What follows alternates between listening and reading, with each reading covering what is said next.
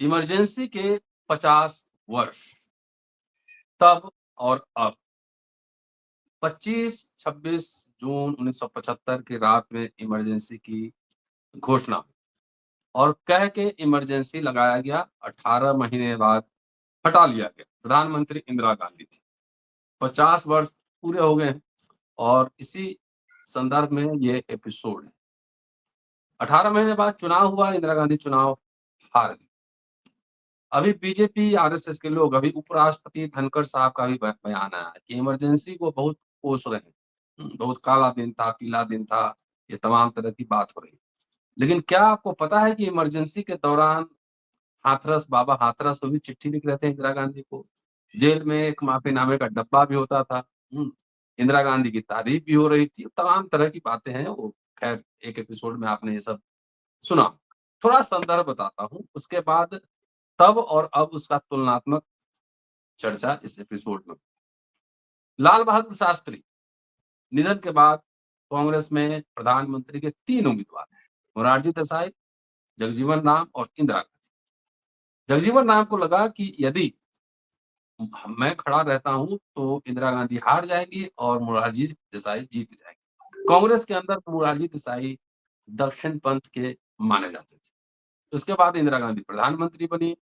Bank का nationalisation, जमींदारी उन्मूलन, privy purse का खत्म किया जाना और बिना अमेरिका की सूचना के पाकिस्तान का विभाजन और बांग्लादेश का उदय, निर्माण, ये तमाम घटनाक्रम है। पृष्ठभूमि में बता रहा हूँ कि आखिर क्या संदर्भ था इमरजेंसी लगाने का और क्या-क्या हुआ, ये हम लोग कई बार बात कर चुके हैं। लेकिन इस एपिसोड में पूरा संदर्भ समझने की कोशिश करें और साथ-साथ अभी एक तो ईडी काफ़ी इमरजेंसी तो छोड़िए। अभी जो हालात हैं, हज़ारों एक्टिविस्ट, बुद्धिजीवी कई वर्षों से जेल में बंद है, कोई चार्जशीट नहीं, कुछ नहीं और तमाम ये सब चल रहा है बिना घोषणा किए हुए। कई बार कानून बना के भी इसको उचित ठहरा दिया जाता है, जैसे पीएमएल एक्ट। इसके बारे में भी सुना, अभी कोर्ट में लंबित है।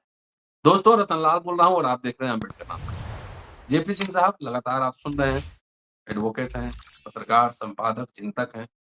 तो ज़रा चलते हैं, इनकी यादें भी होंगी इमरजेंसी के साथ। हम लोग तो बच्चे थे उस समय, 3-4 साल के रहे होंगे उस समय। तो ना जेपी साहब से पूछते हैं कि आखिर क्या हुआ? खाली काला ही दिन था? दलित पर्सपेक्टिव से अगर देखें तो वो कौन-सा दिन था? जमींदारी उन्मूलन से किसको नुकसान हुआ, किसको फायदा हुआ? प्रिवी पर्स खत्म करने से कौन नाराज थे? बैंक के नेशनलाइजेशन से कौन नाराज थे? बांग्लादेश के बनने से कौन नाराज थे? और जेपी की भूमिका, आरएसएस की भूमिका, तमाम पहलू पर चर्चा जेपी साहब के साथ। स्वागत है सर। जी। देखिए सर, एक आम नागरिक की तरह इमरजेंसी पर मेरी प्रतिक्रिया कुछ वैसी है जैसी आम लोगों की है। जी। लेकिन कानून का जानकार होने, कानून पढ़ने, किसी भी डिसीजन को बारीकी से पढ़ने के बाद हमारे कुछ और भी निष्कर्ष हैं। जी। हो सकता है कुछ लोगों को सूट करें, कुछ लोगों को ना सूट करें, लेकिन facts is always facts. Yes.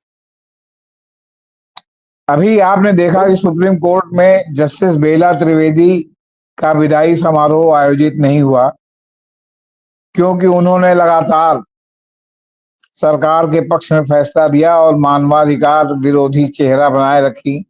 एक एक्टिविस्ट को तो अंततः कई बार डेट लगने के बाद अपनी जमानत याचिका बेला त्रिवेदी के यहाँ से वापस लेनी पड़ी। तो क्या आपने कहीं पूरे देश में बेला त्रिवेदी के खिलाफ कोई धरना, प्रदर्शन, आंदोलन, इवन के सुप्रीम कोर्ट के ही कुछ वकीलों द्वारा सुप्रीम कोर्ट में देखा? बताएं, आपने देखा? जी, जी। नहीं। नहीं, नहीं देखा। इसी तरह तमाम और मुद्दे हैं, बहुत संवेदनशील हैं और उनको सुप्रीम कोर्ट ने कह दिया कि नहीं, जो सरकार ने किया है वो सही है। भले हाई कोर्ट ने आपके खिलाफ कुछ भी, मतलब उस मामले में कुछ भी फैसला दिया, उलट दिया, तो क्या उसके खिलाफ पूरे देश में आपने कहीं धरना, प्रदर्शन, किसी मंच से पुकार, रामलीला मैदान के जो है क्या कहते हैं मंच से उसके खिलाफ राष्ट्रव्यापी विरोध का आह्वान कहीं सुना? नहीं नहीं। सुना। इसको आप ध्यान में रखेंगे तो मेरी बात को आप अच्छी तरह से समझेंगे। इंदिरा गांधी को 12 जून 1975 को हरा दिया था इलाहाबाद हाई कोर्ट ने चुनाव याचिका। जस्टिस जगमोहन लाल सिन्हा ने ऐतिहासिक फैसला दिया था। लेकिन इंदिरा गांधी ने उसी तरह इस्तीफा नहीं दिया जिस तरह तमाम और राजनेता इस्तीफा नहीं देते और रिलीफ के लिए सुप्रीम कोर्ट जाते हैं। इंदिरा गांधी सुप्रीम कोर्ट गई। सुप्रीम कोर्ट ने जजमेंट को स्थगित नहीं किया, लेकिन इंदिरा गांधी को जो हटाने की बात थी तो उन्होंने कहा कि नहीं, जब तक मुकदमे का डिसीजन नहीं होता तब तक आप इस पद पर रह सकती हैं। तो अब आप ये बताइए, इंदिरा गांधी सुप्रीम कोर्ट के आदेश से 24 जून को अपने पद पर थी कि 24 जून का आदेश है? जी 12 जून, ये 24 जून, 24 जून 75 का आदेश है। तो इंदिरा गांधी को सुप्रीम कोर्ट ने कहा कि आप पद पर बने रह सकती हैं। हम्म तो ये इंदिरा गांधी अपने से पद पर बनी रही या सुप्रीम कोर्ट ने कहा? सुप्रीम कोर्ट ने कहा। तो ये रूल ऑफ लॉ है कि नहीं? एकदम है।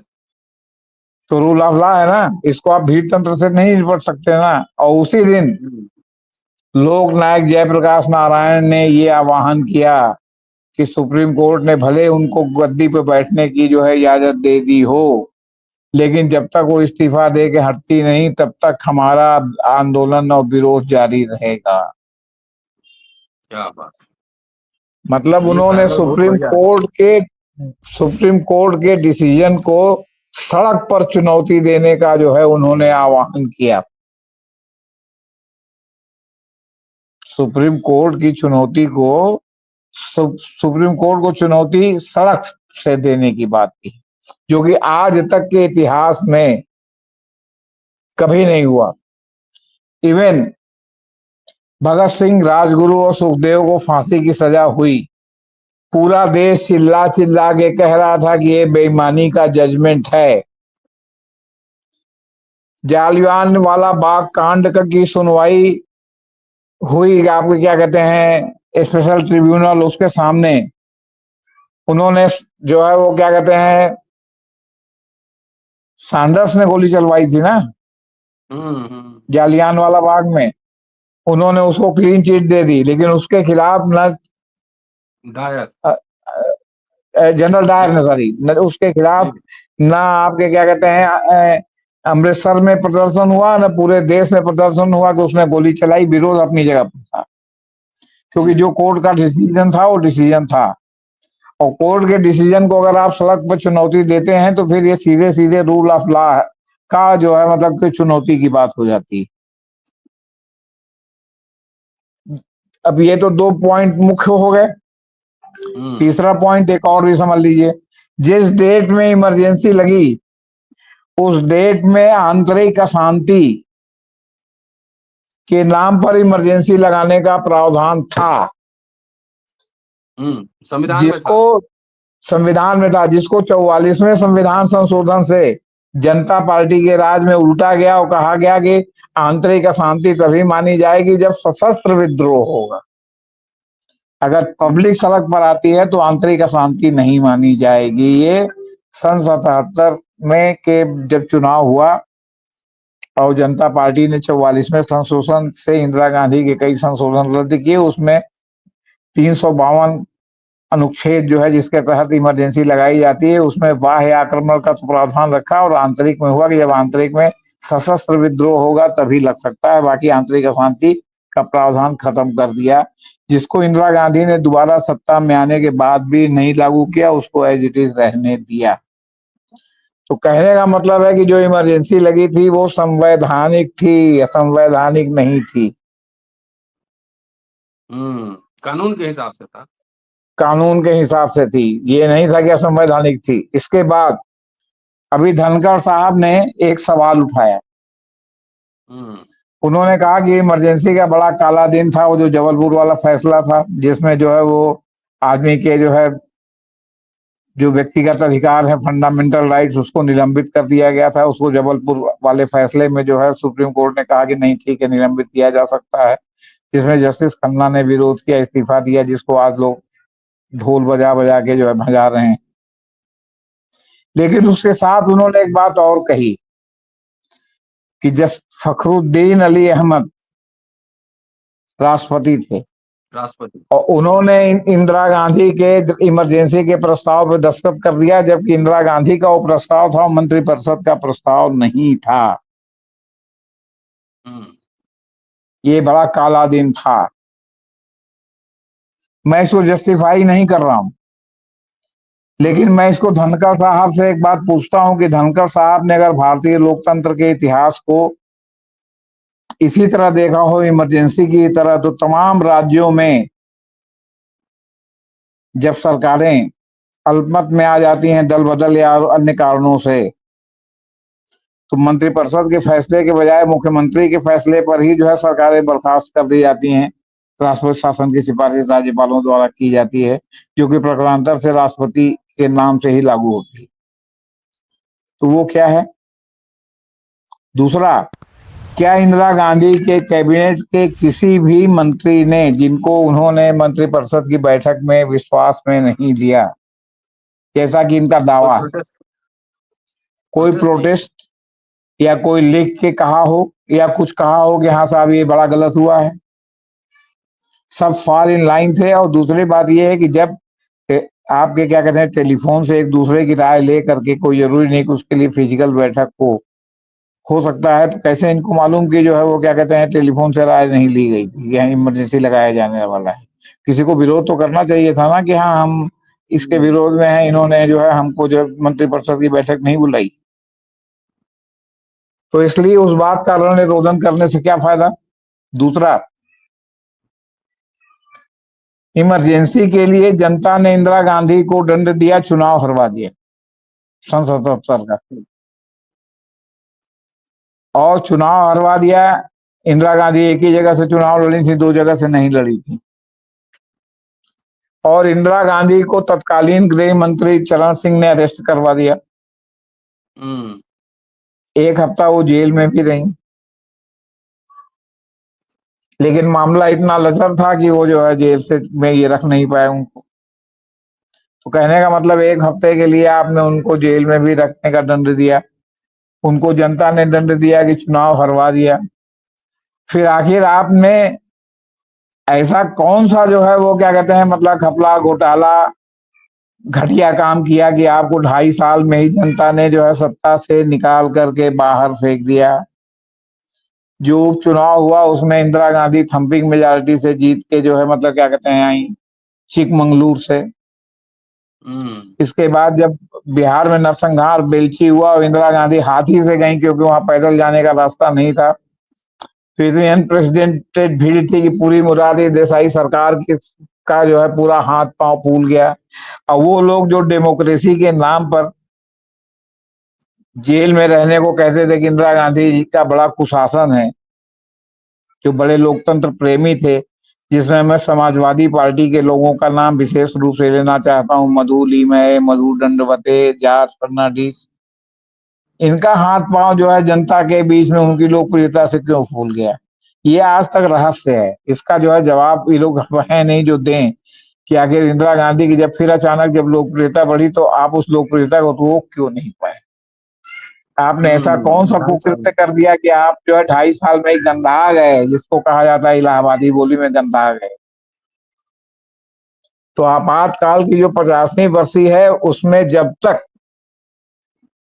रूल ऑफ लॉ, संविधान, जिसकी आज हम सब लोग दुहाई दे रहे हैं कि देश में रूल ऑफ लॉ और संविधान के अनुसार से चलना चाहिए, हमारे चीफ जस्टिस ऑफ इंडिया भी कह रहे हैं कि रूल ऑफ लॉ और संविधान के अनुसार देश चलना चाहिए और हम उसके कस्टोडियन हैं, हम उसको चलाने की पूरी जो है वो निष्ठा के साथ जो है काम करेंगे।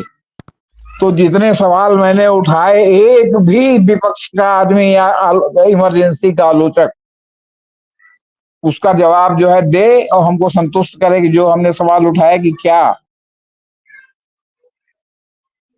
सुप्रीम कोर्ट के स्टे को आप जो है रामलीला मैदान से चुनौती दे सकते हैं या देना चाहिए, या क्या ये न्यायोचित है, क्या ये उचित है?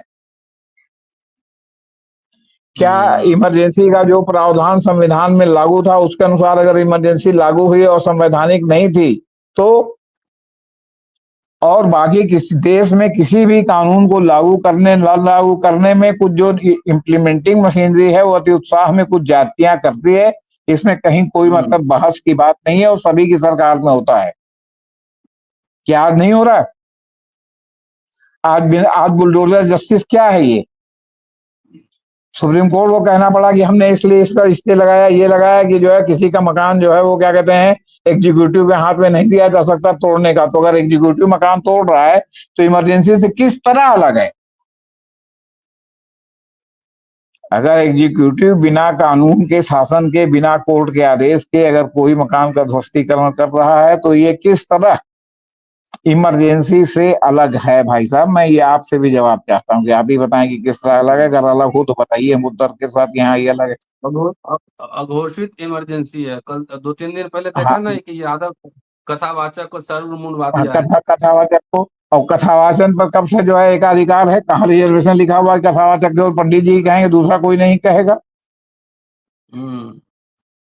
मैं तो यहाँ देखता हूँ कुंभ मेले में ना कि अदर देन ब्राह्मण धर्माचार्य, इवन की क्षत्रिय धर्माचार्यों की वो वैल्यू नहीं है जो ब्राह्मण धर्माचार्यों के निगाह में है।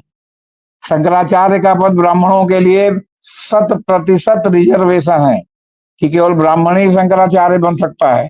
अगर ऐसा नहीं होता तो महर्षि महेश योगी को स्विट्जरलैंड नहीं जाना पड़ता। महर्षि महेश योगी शरीर से काय शरीर, और उनको शंकराचार्य नहीं इन लोगों ने बनने दिया। तो उन्होंने अपना अलग मिशन बना करके उन्होंने दुनिया भर में अपने क्या कहते हैं धर्म का झंडा गाड़ा, तो पूरा एक एम्पायर खड़ा कर दिया। जो एम्पायर ये लोग अंतिम समय तक, आज तक जो है कोई शंकराचार्य नहीं खड़ा कर पाया इस देश में। उसमें 100% रिजर्वेशन है। तो कथा कहने में क्या, कथा तो कोई भी किसी की भी कहीं सुना सकता है। और चूंकि लोग कथा सुनते हैं तो थोड़ा बहुत धार्मिक अनुष्ठान करते हैं। और कितने दिन से हो रहा है कि अदर तमाम कई स्टेट्स में तो आपके साधु कह रहे हैं पुजारियों की नियुक्ति में अब जो है वो रिजर्वेशन लगाया जा रहा है कि सभी उसके लोगों को पुजारी होने का मौका दिया जाएगा। तो उसने अगर कथा कहा तो क्या बुरा कहा? क्यों इनको बर्दाश्त के बाहर हो गया? फिर ये वार्ड बॉय की जो अस्पताल में नौकरी है, जो स्वीपर की नौकरी है भाई साहब, उसमें अब जो है बड़े बड़े लोग जा रहे हैं नौकरी पाने तनख्वाह की वजह से। आप उत्तर प्रदेश बिहार में जाके देख लीजिए कि स्वीपर की नौकरी भले वो काम करें या किसी और से कराएं, ये एक दूसरा बिंदु है। तो स्वीपर की नौकरी से लेके प्रधानमंत्री तक सब आप ही रहना चाहते हैं, दूसरे किसी को मौका नहीं देना चाहते। और जो स्वीपर की नौकरी है तो फिर किस बात के लिए आपको जो है पैर छुआ जाए? आप तो स्वीपर को छूत मानते हैं, तो किस बात के लिए आप पैर छुआते हैं? किस बात के लिए नहा धोवा के जो है त्रिपुंड लगा के कथा कहने पहुंच जाते हैं लोगों के यहाँ? और कथा, मैं किसी की धार्मिक भावना पर चोट नहीं पहुंचाना चाहता, लेकिन तर्क है। कथा में है कि लीलावती कलावती ने ये नहीं किया तो ये हुआ, ये किया तो ये हुआ, मकर ध्वज ने ये किया तो नहीं हुआ, ये किया तो ये हुआ। तो भैया किया क्या? ये उस कथा की किताब में एक लाइन नहीं लिखा हुआ कि किया क्या। तो नहीं लिखा हुआ, इसलिए पंडित जी लोग ये जो है नहीं बता पाते कि किया क्या। उन्होंने नहीं किया तो ये हुआ, उन्होंने नहीं किया तो वो किया। भैया तो जो किया है वो वाला कराइए ना पंडित जी। तो ये कथा की जो है वो मतलब लूप होल है। फिर कथा का जो है पौराणिक आख्यान में भी जो है जल्दी कहीं जो है वो सत्यनारायण प्रथा का जो है कोई खास मतलब वो उस तरह का डिटेल जिक्र नहीं है। इसीलिए इनके पास ये बताने के लिए नहीं है कि किसने क्या नहीं किया जिसके कारण ऐसा हुआ। खैर ये विषय का विचलन है। तो कहने का मतलब है कि आपातकाल संवैधानिक था, आंतरिक विग्रह था। दूसरी बात, इंदिरा गांधी ने जब आपने वहां से घोषणा की 24 तारीख को कि हम जो है इसका अंतिम समय तक विरोध करेंगे, जब तक आप नहीं हटेंगी सड़क पर विरोध करेंगे, तो अब इससे बड़ी आंतरिक अशांति क्या होती है आप बताइए? तो कैसे उसको जो है सेना को किस हैंड से जो है सरकार उसको निपटती है, आप ये हमको बताइए। अच्छा, किस तरह निपटती है आपको बता। आज की डेट में अभी मद्रास हाई कोर्ट ने, सुप्रीम कोर्ट ने जो है कहा है मद्रास हाई कोर्ट के लिए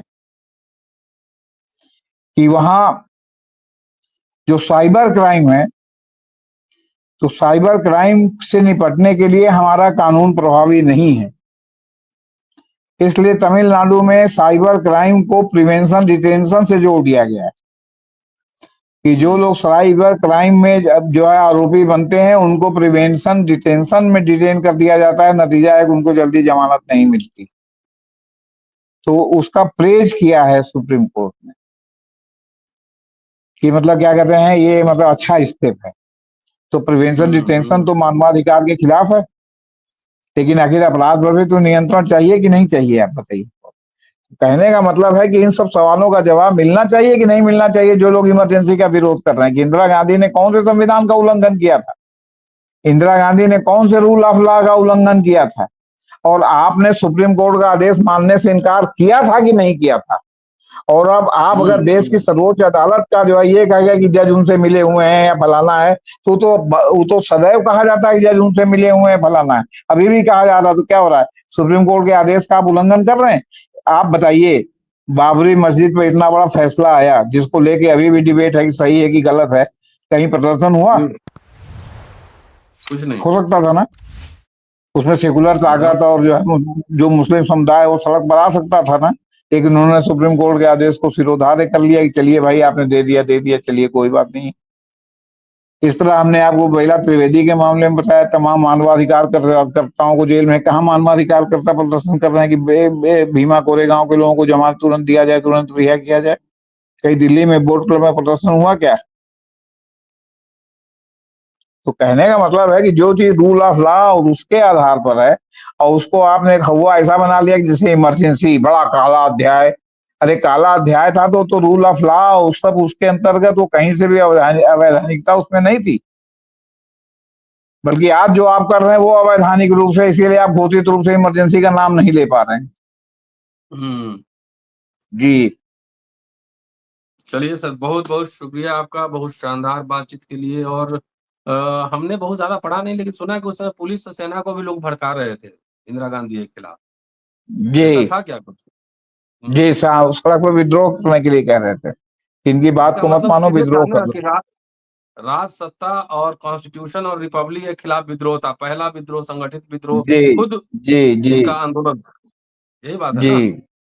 ये भी चलिए बात सर, है। बहुत बहुत साथ में शुक्रिया। आपने रूल ऑफ लॉ को चैलेंज किया, वही विद्रोह हुआ ना, रूल ऑफ लॉ इंडियन को रिपब्लिक। चैलेंज किया, और जो बात संवैधानिक रूप से असंवैधानिक नहीं है उसको आपने चैलेंज किया। हम्म। इमरजेंसी असंवैधानिक नहीं थी। जी बहुत बहुत शुक्रिया सर, बहुत बहुत शुक्रिया। बहुत शानदार एंगल आपने दिया है, और इस पर और विस्तार से चर्चा की जानी चाहिए, और इस पर शोध भी होना चाहिए कि आखिर कैसे, जब सुप्रीम कोर्ट का आज भी बहुत सारे फैसले आते हैं जो कि मानवाधिकार के उल्लंघन में उल्टे ही रहते हैं। बाबरी मस्जिद का है ही, पीएमएलए एक्ट अभी भी फंसा हुआ है ईडी मामले में, कि सब कुछ देख रहे हैं, लेकिन सुप्रीम कोर्ट के खिलाफ अभी कोई इस तरह का विद्रोह नहीं हो रहा है। इमरजेंसी इसलिए लगानी पड़ी क्योंकि सुप्रीम कोर्ट के खिलाफ इन्होंने विद्रोह किया था। आंतरिक सुरक्षा का सवाल यही था, और उसके पीछे बहुत सारे लोग थे जिनका इंटरेस्ट, अपना इंटरेस्ट था। वो सारे लोग और संगठन उसमें थे। जी। एक बात मैं और साफ करना चाहता हूं, अगर इंदिरा गांधी को इमरजेंसी लगानी ही होती तो 12 अक्टूबर को, वो जून को ही लगा देती। हाँ। उन्होंने 25 का इंतजार क्यों किया? हम्म। ये था कि हम इनको हटा रहे हैं इसलिए, हार गई हैं इसलिए इन्होंने लगाया, ये कहा जाता है ना। तो हार तो ये 12 ये जून को नहीं है। गई थी, हम्म। हार तो 12 जून को गई थी, और 24 जून को इनको स्टे मिला, और 25 जून को इनको इमरजेंसी लगी। तो 12 जून या 13 जून को इमरजेंसी क्यों नहीं लगी? वो तो हटाने का आदेश हो गया था, सुप्रीम कोर्ट से भी स्टे नहीं मिला था। हाँ, अगर सुप्रीम कोर्ट से 24 को स्टे उनको नहीं मिला होता पद पर बने तब रहने रिजाइन का, कर। हम्म। नहीं, तब अगर वो इमरजेंसी लगाती, रिजाइन नहीं करती, हम्म। तो ये तब इस बात। प्रमाणित होता कि इन्होंने जो है अपने पद पर बने रहने के लिए ऐसा किया। लेकिन जब जी। सुप्रीम कोर्ट ने स्टे कर दिया, तो स्टे करने के बाद अब ये पाले में सुप्रीम कोर्ट के गेंद चली गई। इसमें इंदिरा गांधी का क्या गलती है? हम्म। इसमें इंदिरा गांधी की क्या गलती है? और दूसरी बात, आप कहते हैं कि इंदिरा गांधी ने अपने मन के जज बनाए थे, तो जस्टिस चंद्रचूड़ क्या थे? हम्म। रंजन गोगोई क्या थे? हम्म। जस्टिस दीपक मिश्रा क्या थे? जस्टिस बोबड़े क्या थे? हम्म। ये क्या थे ये लोग, आप बताइए हमको। जस्टिस यू ललित क्या थे? हम्म, जी वो सब संविधान के रक्षक थे। जी बोलिए, जी। शुक्रिया। मीठा थैंक यू मीठा वेरी गप, मच। कड़वा कड़वा थू। जी। ठीक है ठीक सर, है थैंक सर। You sir.